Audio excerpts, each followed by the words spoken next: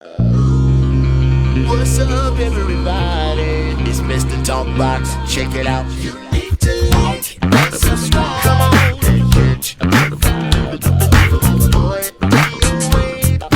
DOA playlist. Let's keep it funky.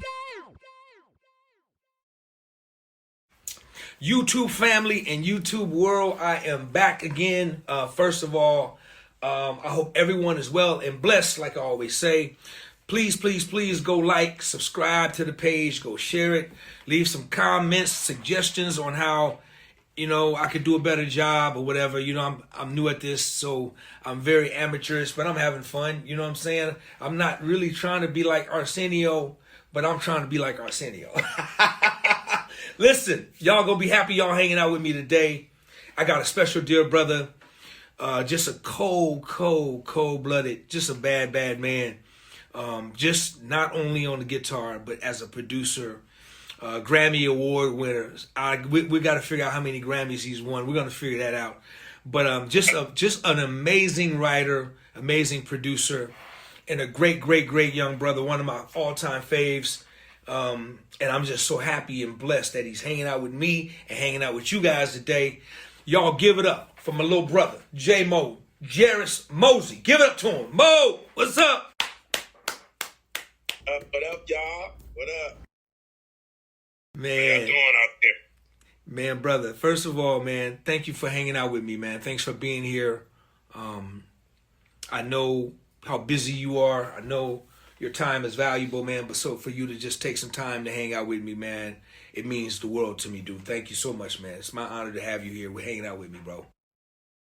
Man, I'm really lost for words because, man, I heard so much about you through Eric, man. And Eric and Jubu is like my big brothers, you know what I'm saying? So it's to talk to you, you know what I'm saying? You wanted to, like, the ones that helped them. So it just, man, it's an honor, man. So it's just an honor.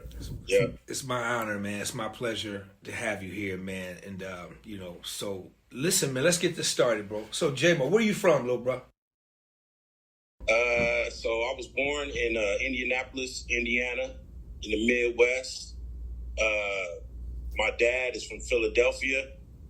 My mother's from California. So that's a long story. So, and I ended up living now in Long Beach, California. We moved to California when I was 10. So long story short, my dad was he was a traveling musician with a church, and he met my mother in that same organization, which is called Church of the Living God. We're known for like steel guitars, guitar playing. You know what I'm saying? Robert Randolph comes from that church. AJ Gent. So my dad is like one of the chief musicians, head musicians in that church. So he traveled around since he was 15, 16, around the United States, and he met my mother in the same organization. My mother is like part of the organization as well. It's a strong lineage. So my great-grandfather is like the originator of the steel in our church. So I just come from a long line of guitar players and stuff. And once my mom and dad got divorced, we moved from Indiana to California when I was 10. This is like 98. You know what I'm saying? So, yeah. So your dad was the guitar player? Was he a guitar player, steel guitar player as well? Both. Yep. So he was like considered a prodigy at the time. His mother passed away when he was 15, and she had a lot of kids at the time, and they were trying to figure out what to do with the children. So my dad ended up getting picked up by the organization, the church, to play guitar. So he pretty much got adopted, and and that's where kind of my whole style comes from my dad. You know what I'm saying? So, and my uncles and my aunts, and yeah, we just got a long line of just guitar people in our family. So, now J-Mo, does your mother play as well, or does she just sings? She's a singer. She's a singer. He does a lot of administrative work. So I got that side of watching her do business, and that I picked a lot of that up watching her as well. So at 10 years old, you guys relocate. You come to California. When did it start to get kind of like for real for you? Like were you playing at 10 years old? Were you playing as well? Or tell me about that story, man. So you know how we grew up in church, man. Started on the drums. Typical, story. A lot of us started playing when I was like maybe 6. You know what I'm saying? Playing in services, and oftentimes, sometimes getting kicked off the whole 9. You know what I'm saying? So I started playing guitar when I was maybe 10. You know what I'm saying? Right before we moved. You know what I'm saying? And what happened was when we moved at the church we were playing at, in the location in Los Angeles, there was no guitar player at the time. It was one, but he was like in and out. You know what I'm saying? So I got a chance to develop at that church in Los Angeles because, Indiana, my dad, my uncles, all of them, they was holding it down. But when I got to LA, I branch off, and do my thing, like, because there was nobody else to play. So that's kind of how I built my, my chords and stuff. Because, we, you don't know, but in our church, we don't have a lot of keyboard players. So it's mainly just guitar, steel, bass, drums, and that'll be it. You know what I'm saying? So the guitar player got to hold the chords down. So that's pretty much how I grew up. So at 10, pretty much it's kind of like when it was more solidified. So you moved from drums to guitar, and did it stay there? Did you go on to play like keys or anything else, or just pretty much focus in on guitar? Actually, when we moved to LA, Long Beach specifically, I was entered into a orchestra program in middle school. So at the time, really, I wanted to draw. I was real good at art and stuff like that. But the principal called me in the office. He was like, man, we don't have any room in the art class, blah, blah, blah. And I was trying to get away from music because I was always around it. You know what I'm saying? So I think God was pushing me in that direction at the time. He was like, nah, this is where you need to go. So he the principal put me in a music class. That was the only thing they had left over. He was like, man, all we got is, the elective is orchestra. So they put me in the orchestra. I get there. Shout out to Miss Holland, who's my teacher. She put me on upright bass. So that was where I got my schooling on how to play upright bass. I was playing jazz bass, reading music, writing music, and that's how I got that rearing. I was doing orchestra and jazz. So I did that from like 6th grade to up until 12th grade. You know what I'm saying? Playing in, jazz bands, stuff, that whole scene. So I was getting that in the church. You know what I'm saying? J-Mo, that's crazy, man. So this was through middle school all the way through high school. Yes, sir. Yeah. That's interesting, man. That's interesting, man. So when you were in high school, were you playing in any bands, or were you in a band in LA, or what was that like? Were you doing top 40 stuff, or when did you start to get with bands, and when did that period come?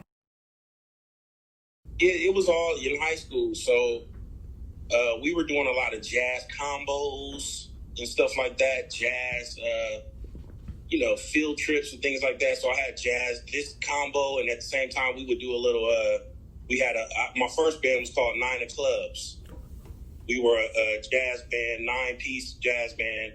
So I was playing a lot of jazz at the time, jazz, and then we'll play a little rock here and there. You know what I'm saying? But I started getting around the church LA scene maybe when I was like, 15, 16. And that's when I met this guy by the name of Derek Calloway. Shout out to Derek Calloway. He was a part of a band called 4th Avenue Jones. And in that band, it had Stewart. So Tim Stewart, I don't know if you know Tim Stewart. He's actually from Sacktown, where you from. And he was the one who put me in the game in my eyes. You know what I'm saying? Tim was the first person. He put me on gigs with like, certain guitar sessions, things like that. But then he put me on eventually playing with Prince. So I was 17 and I so Ella was talking about this with you at the time. So I did the timeline. Ella came after I was there, right after. So Prince was trying out different people because I was too young to go out and play. Because I was 17, but I was doing all the house parties with Frank McComb, Cora Dunham, and Josh. So that's how I got that. Tim hit me. He was like, man, come audition. And I auditioned. That was a long story, but yeah. Man, dude, it's so crazy. It's so crazy. It's how everything is. Man, shout out to Tim. Shout out to Ella, man. But it's so crazy, man, how the whole thing is just so connected, man. It's just like this one big thing, man. Wow, that's crazy.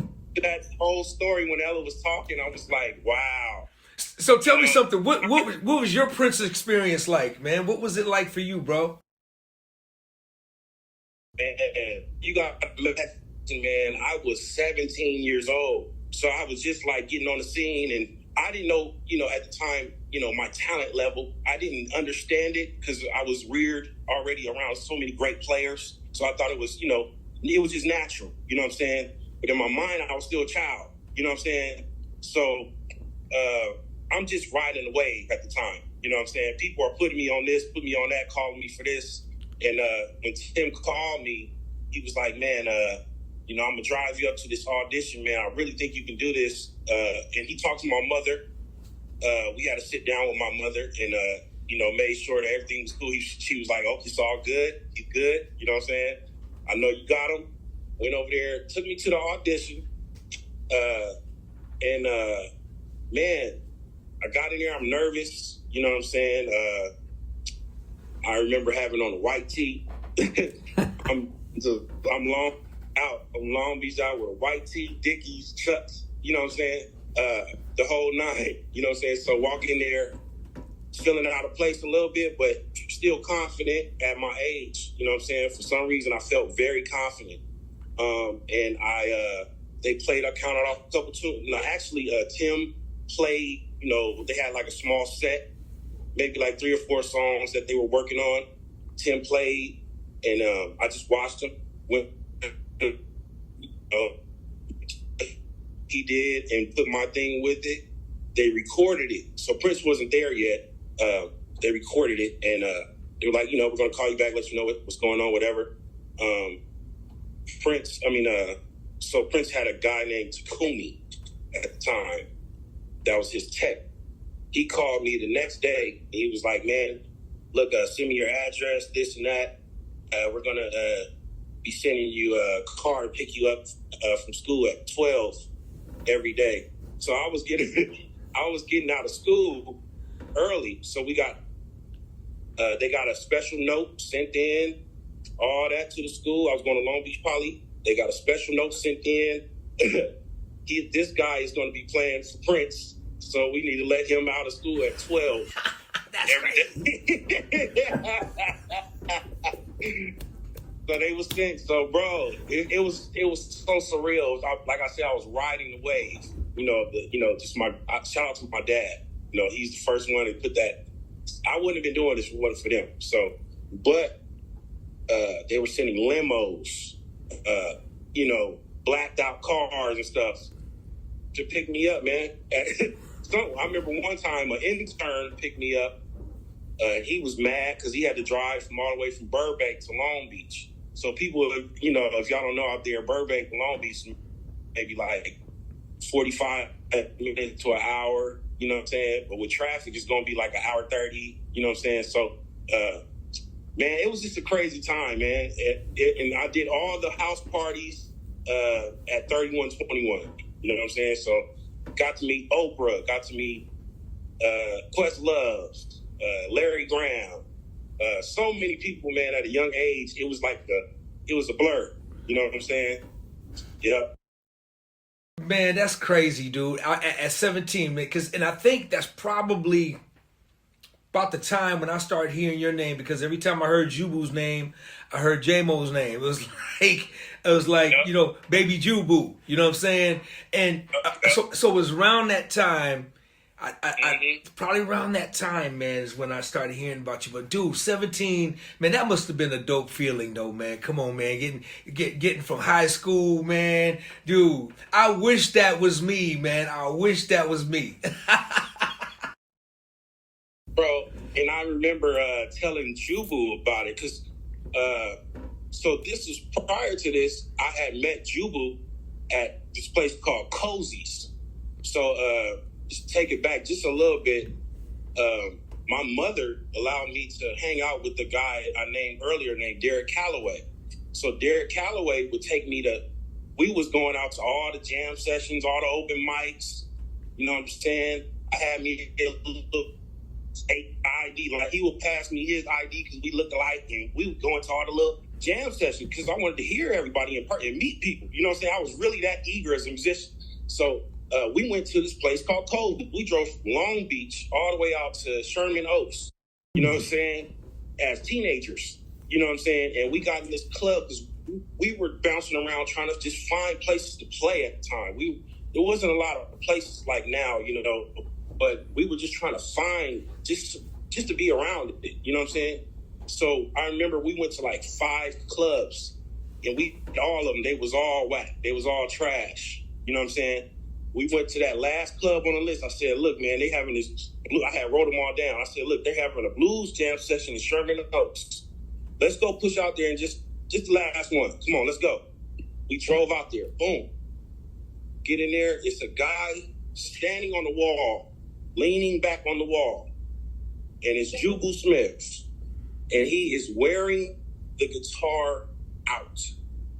And I'm talking about, like, to the point where I almost was in tears because it was that good. You know what I'm saying? Like, I was like, hold on, man. This guy reminds me of my dad, my uncles, everybody mixed together. You know what I'm saying? What? You know what I'm saying? So at the time, I think I'm like 15, 16. I'm not supposed to be in there. Yeah. It's like 1 in the morning, 2 in the morning. I meet you. I play with him. You know, we jam whatever he hears me. It's like, man, I'll never forget this, man. We sat out there and talked till probably like 3 a.m. I know my mom was pissed, but me and I wasn't supposed to be there in the first place. But my mom, she used to let me, because I was a young man without a father around. She knew it was better for me to be around music than to be in the streets and stuff. You know what I'm saying? So she would let me go out and do that. So I was my own manager at the time. So I would go, long story short, me and Jubu sat out there and talked for at least an hour, man, after the gig was over, and he just gave me so much love and just inspiration. You know what I'm saying? And to this day, I want to shout that dude out, man. Like, for real, like him and Eric. Because Eric, later along the line, I met Eric at a print with stuff. I met Eric at a Prince rehearsal. So he walks in, sees me. He's like, man, you remind me of my brother. You know what I'm saying? We link up. He starts putting me on Layla Hathaway. Starts putting me on Fantasia. You know, this and that. So shout out to Eric. You know what I'm saying? And he would always talk about DOA. You feel me? So, yeah. Wow, man, that's crazy, man. So why are you going there? List off some of the artists. List some of the names of the artists, man, that you work with. You know, just playing guitar. I don't want to move too fast because we're gonna talk about production, but just as a guitar player, man, some of the artists you work with. So after I did the Prince thing, I got hooked up with a guy named David Balfour. David Balfour put me on a gig with Anthony Hamilton. You know what I'm saying? So from there, Anthony Hamilton, Fantasia. I had a little experience with thing that Varro was talking about. I was there for about a split second. Okay, so back it up a little bit with Tony Braxton, you say? Yeah. Okay. I had a weird, crazy experience with that. Yeah. Come on, man. Let's talk about it. Come on, tell me about it. Yeah, I'll give it to you. So, at the time, and I was young, like I said, I was young-minded. I was a kid. You know what I'm saying? I'm 18, maybe 19 or something like that. And I'm on Anthony Hamilton's gig, right? So, Anthony has a tour lined up. We're in the middle of a tour, mind you. So, excuse my young self, I get a call from Damo Farmer, and I'll name names. I don't care. Damo calls me. That's my boy. Shout out to him. He calls. He's like, man, I got you a spot on this gig. Da da da da. It's yours. Da da da da. Right? Like, I'm like, who's it for? He's like, Tony Braxton. I'm like, what? Tony Braxton? You know what I'm saying? As a kid, I'm like, wow. You know what I'm saying? He's like, this is Boss Face gonna be in Vegas. We're gonna be out in Vegas doing this thing, whatever. So my young self did the most foolish thing I did in my career, probably, but it ended up coming back full circle.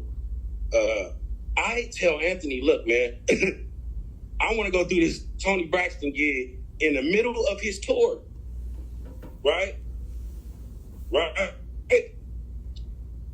Anthony sits me down, and I love Anthony to this day for telling me this. He said, man, I'm going to let you do this, and I love you, little young brother, but you don't leave in the middle of somebody else's tour, but I understand the opportunity, so I'm going to let you go. You know what I'm saying? And I found a replacement, you know what I'm saying? I left, you know what I'm saying? So that's the horrifying part about the story, you know what I'm saying? But it came full circle. So I leave, go to L.A. As soon as I walk into the rehearsal thing, like I said, like Damo said, everything was set up for me. They had my spot. You know what I'm saying? I walk in, everything's good. They're auditioning drummers. And this is the same story that Varro told. There was about maybe like 75 to 100 of the top of the best people I can ever imagine, right? And it's just one song. I think it was called Take This Ring or something like that, right? So they're playing it, and everybody is just jacking it up.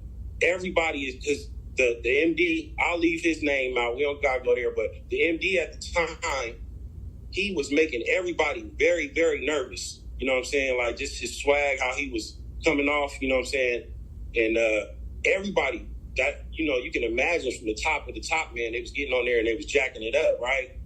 So that's when I felt like, dang, am I really supposed to be here? That was my first time feeling that, you know what I'm saying? I'm like, so, long story short, we get to move to Vegas. So we move out. We had to pay our own way, get our own way to Vegas, get our own apartment, get our own this, do our own that, right?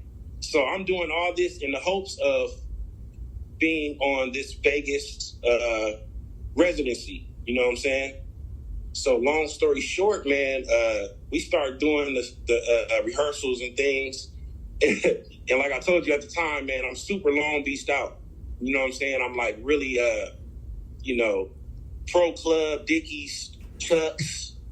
I'm really looking kind of hood at the time. You know what I'm saying? So I think when Tony seen me, she seen that, and I'm used to Prince and all that. They're having wardrobe. I'm showing up. They're dressing me. So, I'm like, okay, they're going to dress me. Like, I can dress how I want. You know what I'm saying? So that's when I learned you got to have some swag in rehearsal and all that. You feel me? You know what I'm saying?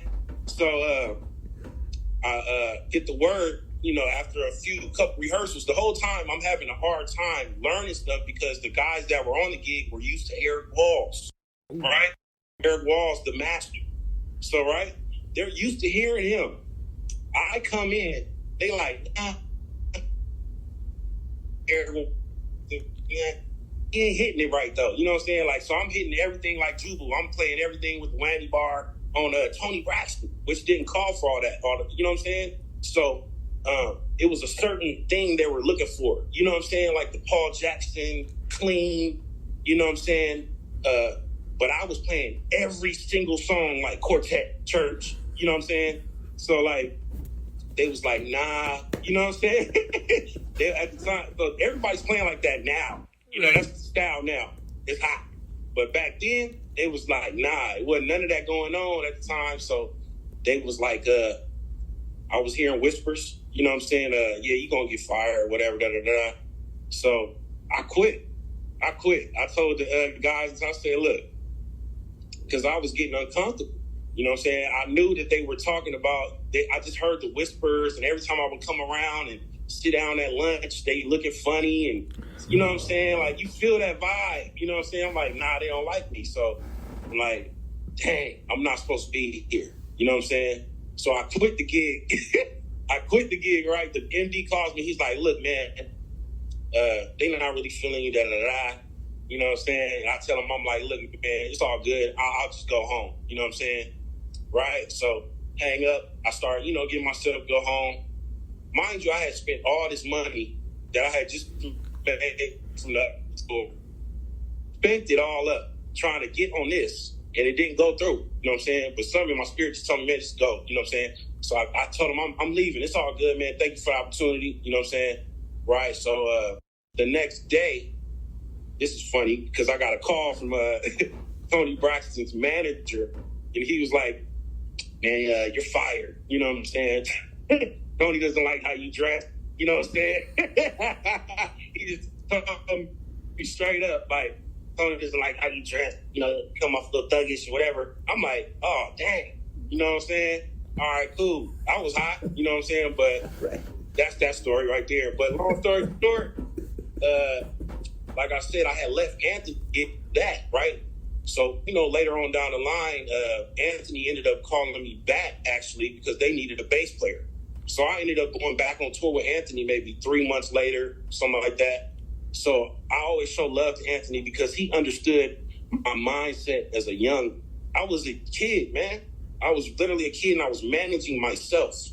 You know what I'm saying? So I just want to throw that out there. You know what I'm saying? Everything don't go 100%. You know what I'm saying? So, hey man, that's a beautiful story, man, and it's crazy. So were you? Let me ask you this: when you left the Tony gig, were you tempted to call like right away, Anthony, and just to see? Were you tempted to call to try to get your gig back, or what was your mindset? And you know what? I was hurt. It was a feeling of that, but I didn't. But they ended up calling me, which I think was God and Anthony, because Anthony, man, he's just a good guy, man. He's just a really great person, man. Yeah. So I shout out to him, and he later on gave me the opportunity to come produce for him. And we got a good song out of that called Best of Me that's been playing for years. You know what I'm saying? So Hey, no, don't keep going. Let's go on and talk about. Let's get into the production thing, man, because you young kid, 17, solid career as a musician, and as a side man. That's just what it is. I mean, you kind of working for everybody else, and you're doing your thing, and that's cool. But now you stepping into the production. That's the production side. Let's talk about that. How did you make the transition from the guitar thing to getting into production? So all the while I was, that whole time, since maybe I'm like 15, 16, I got a reason put on the computer. Shout out to Tina from 4th Avenue Jones, her brother. Can't remember his name at the time, but he put Reason on my computer in exchange for me playing on the song. So that's when I started, making beats on my computer at home. So I was like, okay, I can make my own beats. Hold on, my bad. Yeah, I can make my own beats, my own tracks, things like that, right? So, as I'm doing gigs, I come home, make tracks, working on it. And then I had got Logic. You know what I'm saying? Once I got Logic, that's when I got serious about it. Like, I'm like, okay, like this stuff is coming out kind of good to me. You know what I'm saying? So I started playing it for different artists I was working with. And one of the time was BJ the Chicago Kid. So even before that, I was doing tracks for all the homies in the hood and, you know what I'm saying, and Compton and Long Beach. So I met a lot of, I learned a lot from the hood producers and all that. You know what I'm saying? There's a lot of them in Long Beach. It's a funk town. You know what I'm saying? It's a real funky town. So I got to meet all these different characters, man, and learn from them. And then I was putting that into my production. And then I eventually met BJ. So once I met BJ was the first person that I met that was, he had tenacity. You know what I'm saying? As an artist, he was very assertive. You know what I'm saying? He knew what he wanted. You know what I'm saying? So that was my first time experiencing like somebody like that in person before they kind of made it big. You know what I'm saying? And we kind of had a connection. Like once he heard my tracks, it's like, man, we kind of got a sound. He, did a couple tracks and Dre and Vidal heard it. It was like, man, y'all should team up. You know what I'm saying? And really like team up. So BJ started coming to my house. Did his first whole album, EP, whatever you want to call it. It's called Pineapple Now and Laters. And that was kind of the one that put him in the game. We did maybe like 80% of that in my little bedroom that I had. We was just vibing. You know what I'm saying? And that was like how we created his sound. Wow. His sound that he still has today. So after BJ, a couple people heard it. Anthony heard the BJ thing, and it was like, man, come out and do some tracks for Anthony. So I went out, we did like 20 tracks for Anthony, 20 songs, and he only picked one. And that one ended up being the best of me. All of those songs he did was crazy, though. You know what I'm saying? But you know how that goes as a producer. They wasn't really, it was like, oh, he's the new producer at the time. You know what I'm saying? They had, other seasoned guys coming in after me that they was ready, eager to work with. And to me, I think the stuff we did, he could still put it out right now. It's going to hit. It's just because we did it with live instruments. You know what I'm saying? So, yeah. And that's how Best of Me was made. It's all live instruments. You know what I'm saying? No programming. You know what I'm saying? It's like, I wanted to feel like you had like a club with a band playing and they playing real clean. You know what I'm saying? J-Mo, did you have any idea that song would turn into an Anthony Hamilton, classic and, Nope. Still to this day, man, one of it's just a great song. Did you have any idea that song would be that big? Not at all, man. What's is, man, when we were making that song, like I said, we had so many other ones, man, that were just like slapping. You know what I'm saying? Like, so I'm like, all right, this one cool. We all thought that at the time when we first made it. We was like, this is cool. You know what I'm saying? Even when he was making it, he heard the bridge. I'll never forget this. Anthony wrote that song maybe in about 20 minutes. After he heard, it was a rainy day in North Carolina. Never forget, I had Chick-fil-A, came in. The night before, Anthony told me, he said, look, man, you're giving me too many love tracks. I need something to dance to, some gritty, right? So at the time, I was in love. I was in love with my daughter's mom at the time, right? So that's how I was feeling, right? So I'm like, I'm back and forth with her on the phone, get to the studio, and my bad, I'm gonna try it back one more time. BJ, the night before, gave me that pattern, that beat pattern, boom, boom, boom, boom, boom, boom, boom, boom, boom. He was like, because I had told him, I said, man, Anthony ain't really feeling what I'm doing right now. He was like, look, all you got to do is give him one that sound like this. Everybody like this beat. He said, boom, boom, boom, boom, boom, boom, boom, boom, right? So I had that locked in my head. Went in that morning, had Chick-fil-A. I'll never forget, went to Chick-fil-A, ate my Chick-fil-A, like boom, boom, boom, boom, boom. I told him, I said, man, hey, let me get a drum track. Let me get the drums real quick. Did that beat.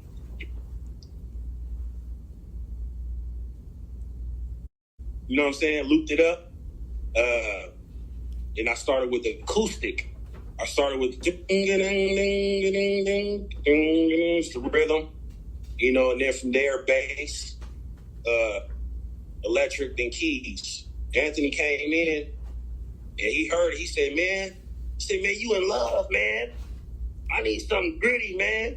He said, I'm going to write to it anyway. He wrote to it. He did not want to write to that song. He did not like it, right? I can tell you that off the rip. I could tell he was like, it's too lovey. You know, at the time, I don't know, he was trying to be more gritty, you know what I'm saying?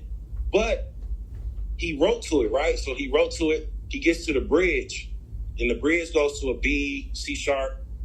And he's like, man, this is too musical. He's like, man, this is too, I ain't even gonna sing no words over this. I'm gonna just go, He didn't even write no words. We just breezed past the song, right? Breeze past it. We do all like 100 other ones. We do maybe 20 other songs, 18 more songs that week, right? So I get a call maybe 5-6 months later or whatever. And they like, man, we're gonna use that song Best of Me. I said, only one song? Y'all sure? Because we had did 100 of them. You know what I'm saying? And that's the one y'all want? Sure about that. Because I'm thinking in my head, just breeze by it, right? They put it out, you know what I'm saying? They didn't use it as the first single at first. So that album had been out maybe a year. It had been out maybe a year already. People were requesting it so much on the radio to hear that, you know what I'm saying? To hear that song. And that, you know, they had to put it as a single. They put it out as a single, you know what I'm saying? And people start requesting it, right? So that's how it blew up, you know what I'm saying? So I don't know who made the call. I think Anthony said that he was with his trainer, and he played it with his trainer, which was a female. She said, "This is the one right here." She said it for him. She said, "This is the one. Out of all your songs that you got right now, put it out." And that's what happened, man. You know, long story long. You feel me?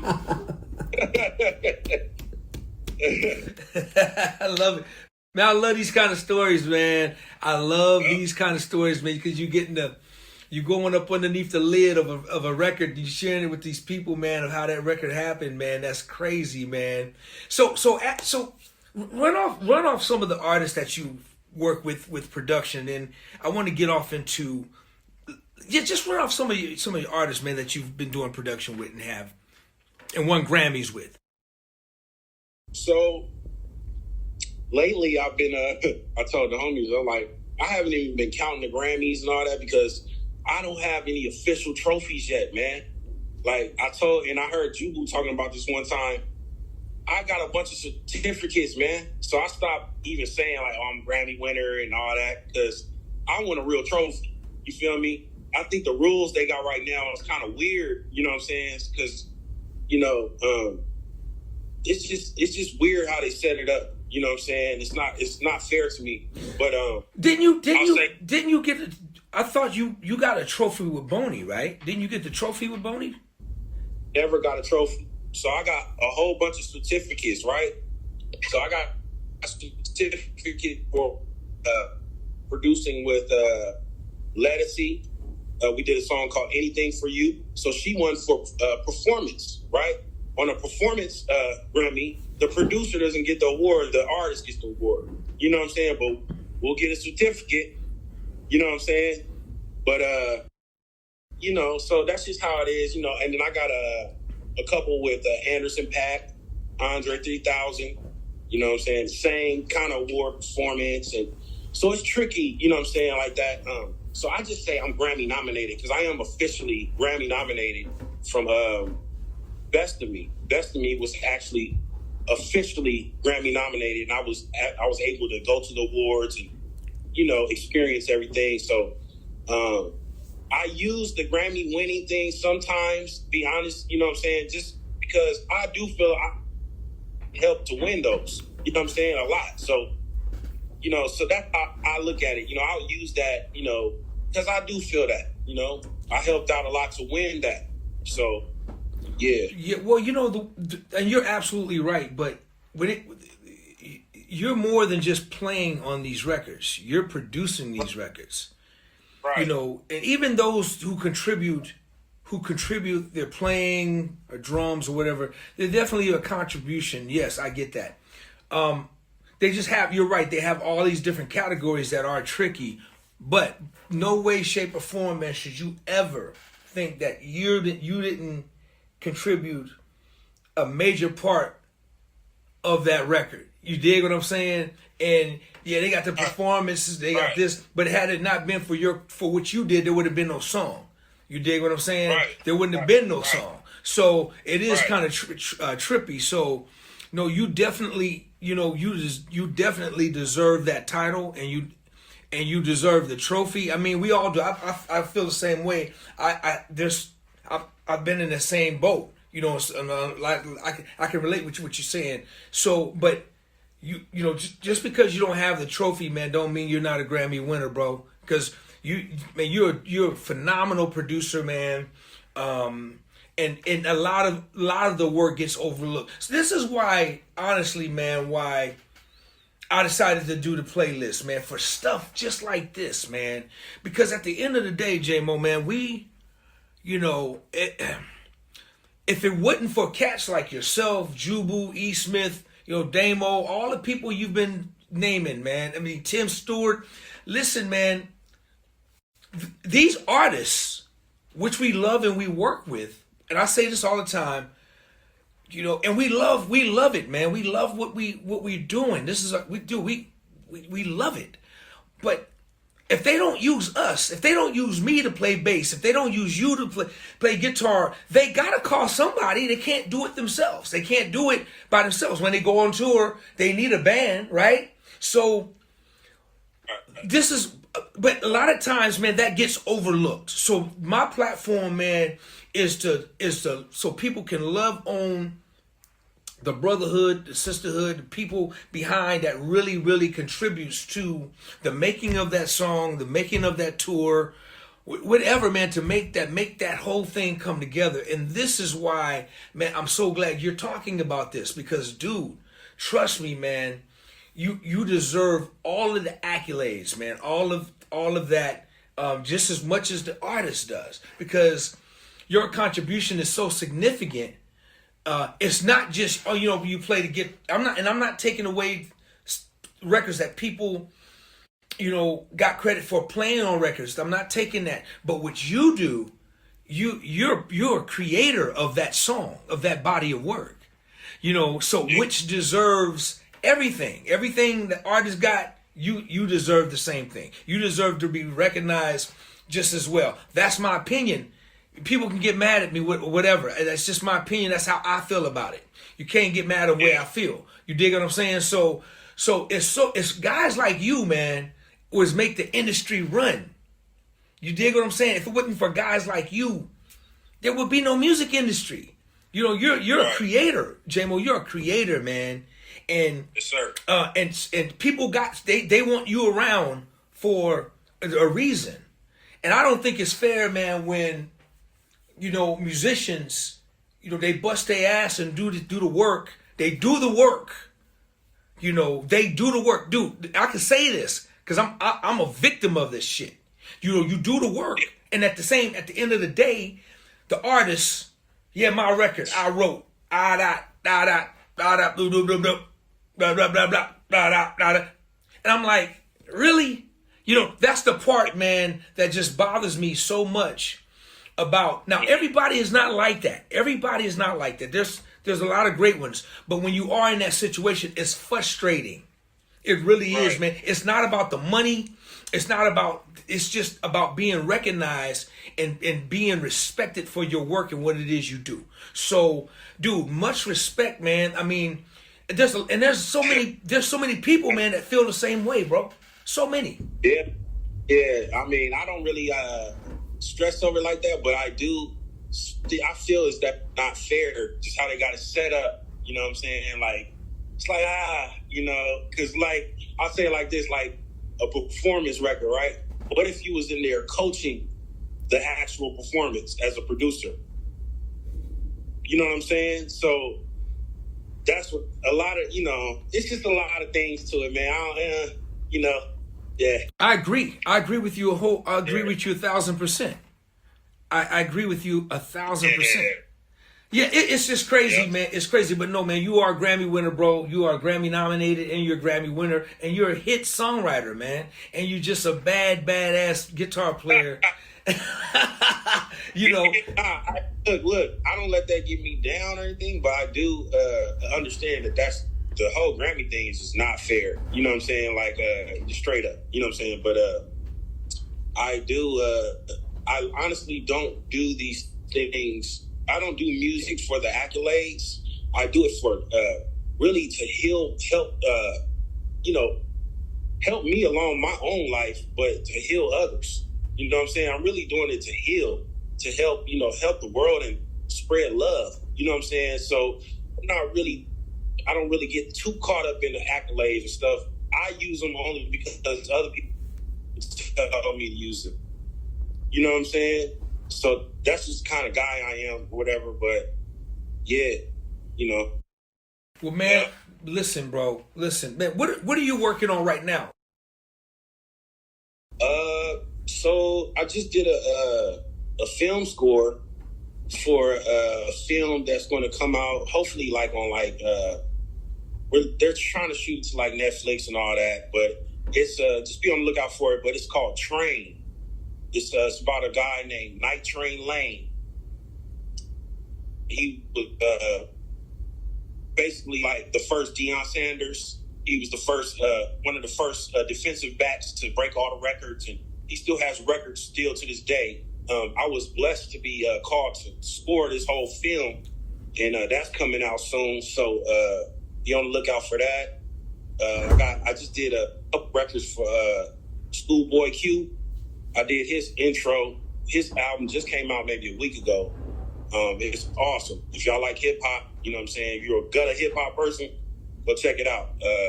But I did the intro. It's a song called Funny Guy. I did another one called Time Killers. But the whole album is just incredible. Yeah, just been, working with different people in the industry. I've been working with Vidal out of Philly. So I do a lot of work with him. We did some stuff. Be on the lookout for Glenn Lewis' new project. Wow. I got a bunch of them on there. Yeah, just bouncing around, man, having a good time, man. Really, I was blessed to figure out like we all have, a new path through the COVID thing, how to work and maneuver remotely at my house. You know what I'm saying? So I'm at the crib a lot. You know what I'm saying? Just knocking out different things, and everything's starting to land in a different time now, and I'm starting to be overly overlooked. You know what I'm saying? To where like I wake up and just I'm just feel blessed to have a full schedule of things to knock out. You know what I'm saying? In the production field, in the writing field, and not have to like worry about doing a gig or. Because I lived that life too, because, get caught up trying to do tours and come home, you spend all that up, and you wait for another gig. And I didn't have the mindset at the time. I could have had many properties, you know what I'm saying, and things of that sort. But I didn't. I want to put that out there for the youngsters. When you get on these tours, save that money up, man, and come home and try to get you a little property or something that's going to, be worth something, some assets. So, but yeah, long story long, man. Man, Jairus, man, I really, listen, bro, you're an incredible brother, man. I'm always proud of my younger brothers, man, that's out there doing their thing and continuously be successful. And you're right, man, to be able to have something to do and be busy the older you get, because you know how this music game is, man. It becomes a young man business after a while. But when you veer off and doing scores, and you're just taking them to another tier and the next levels, and and growing and moving out the way, because there's a whole nother 2 or 3 generations coming up, and you just go right here, you just keep going, man. And I love hearing that about you, man. You're definitely on the right path, man, getting into film and television, and you've been able to be on records, man, that you've been able to control the whole albums, and the whole album and control the budgets and dude, you've been tremendously blessed, man. And man, I'm really thankful, man, that I had you hang out with me, man, today. Do me a favor, man. Let everybody know how they can reach you, bro. Just hit me on Instagram, JMO the Great, JMO the Great. So that's it. I like that, man. J-Mo the Great, of course, on IG, man. Listen, I got one more question for you before I let you go. We're gonna do it with guitar players. I can do it with guitar players, or I can do it with producers, but we're gonna do it with guitar players, man. You got, for your 4 guitar players, you're gonna put on Mount Rushmore, man. Who are your 4 guitar players gonna be? That's gonna be too hard, man. Because we grew up in a church where, I got up with my dad. So my dad, his name is Jairus Mozee. Y'all can go look him up on the internet. He got a couple videos out there. He's phenomenal. I gotta put you on there. I gotta put my Uncle Robert. His name is Robert Chase. That was his original name. Now his name is Mustakim. He converted to Islam, changed his name, but he's out cold. Like, that's what I base my whole swag on, like my uncle and my dad. So that's 3. Number 4, let me see, man. I'm gonna have to say Jimi Hendrix, bro. Jimi Hendrix. Yeah, because Jimi Hendrix brings around just another level of creativity to me. He's just freedom. He just represents freedom. So that's another part of how I live too. I just want to be free to express how I want to play at the time and stuff like that, and just stretch out, have fun or whatever. But those first 3 are like my foundation. And then, you got the Jimmys, the Eddie Hazels and all that. That's part of my people that I like too. You know what I'm saying? So Wawa Watsons, just the real creative guys. You know what I'm saying? Wow. Well, man, I tell you what, man, right there with your uncle and your father, man, I'm going to put their seed up there. I'm going to put you up there, man. You're going to be my pick up there, man. I got to put Jairus Mozee up there, man. My little bro, man. You got to go up there right there, man, with Baby Jubu and all the other cats you got up there, man. So, listen, bro. Once again, man, dude, thanks for hanging out with me, man. We got to stay connected, man. We got to hook up, man, for real. We got to really hook up, bro. Yeah, got to do some work, man. I've been doing this with everybody. I'll send them loops and things, So we got to do the same thing, man, and just exchange and work together. I'm down.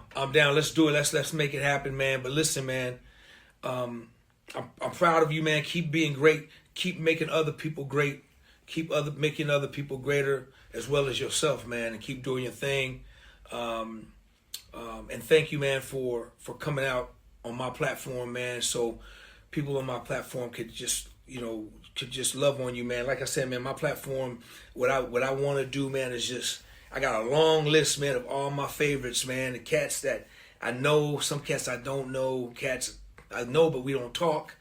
I would just love to conversate with, man, and you're definitely right up there with one of them, man. I'm glad we was able to make this happen, man. For real, bro. Thank you, and I'm blessed to be here and share some information, some real information about my life. I hope it helps people on your journey, man. And if you guys have any questions, please reach out to me. I try to answer everything that I get. I get a ton of questions and things, but please, if you really got something important you want to talk about, hit me up. Like, I'm here to talk to any young musician, older musician, whatever. You know what I'm saying? So, get it. There it is right there. Y'all heard that. That's like coming from a multi-talented brother that's putting that offer out there for you guys. So take him up on that, man. Hit him up and get some of that vibration and that energy, man, and that wisdom and that love and that he can pour into you. All right, young, old, indifferent, whatever. I learn from y'all. I want to learn from everybody else. There you like go. I learned from DOA. Eric Smith, Jewel, Tim Stewart. I big thanks to my OGs, man. I really respect you, man, and I appreciate you, what you done, really. Right on, man. Right on, man. Listen, y'all, don't forget to please go like, subscribe to the page, go share it, leave your comments, and voice your opinions. Thanks for hanging out with me and this incredibly talented brother right here. Y'all see this dude right here looking funky with the rocking the beard and the hat and the coat, just chilling, swagged out. Listen, y'all, show your love. All right, show your love for Jairus Mozee, a.k.J. Mo. Thank you, man. DOA playlist.